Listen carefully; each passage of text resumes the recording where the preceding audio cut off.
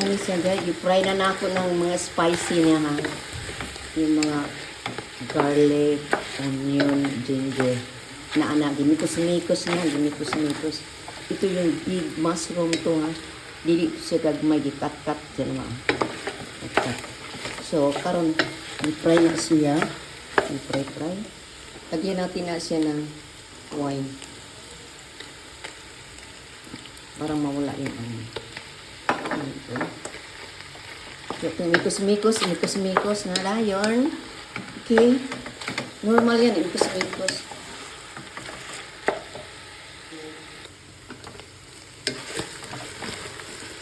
Mikos-mikos. Tapos lagyan natin ng dry scallop. Okay, mayroon tayong dry scallop guys. Alam mo ba yung dry scallop? Seafood nga siya. Kung hindi alam nyo, so saka natin ilagay doon.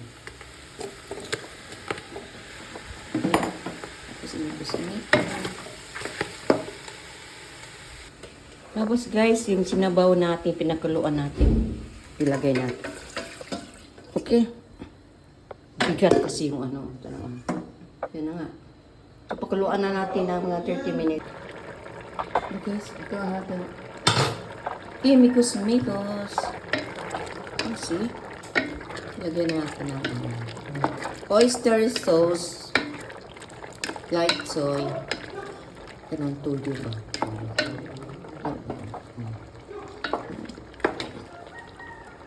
Dagko kayo na siya lusok. Tapos mayroon tayong beef dito. Instead pork ang iluluto dyan. Ihalo pork. Normally ibang-iba pork. Pero I don't want pork. I like beef. So instead then mayroon yung dry scallop. No? So naluto na siya.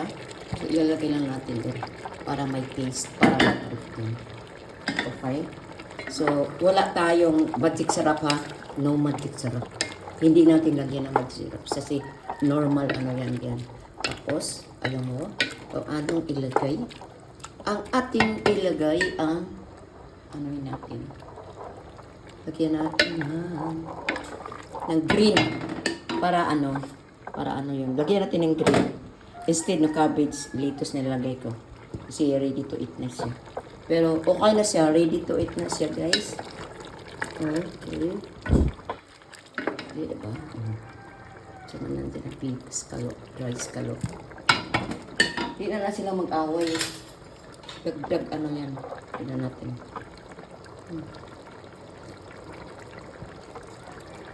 Okay na. Sa mga hindi marunong kumain ng mushroom,